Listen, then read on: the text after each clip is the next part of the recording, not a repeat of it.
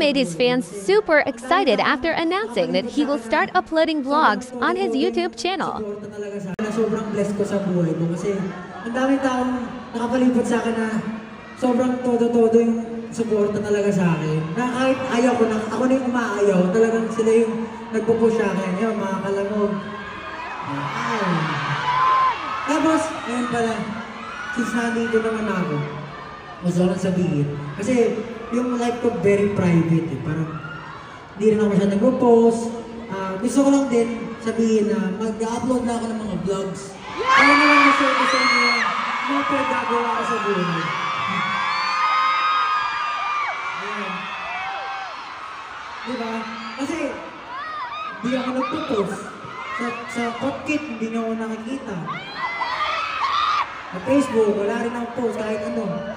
So, ayun, mag-upload na ako ng vlog para at least wala akong mapanood din ang nangyari sa buhay ko kung ano ang ginagawa ko sa buhay.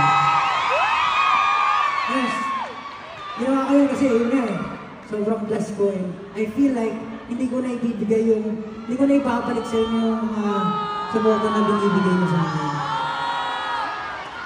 So, before ako tumako sa last performance ko, last na sorry.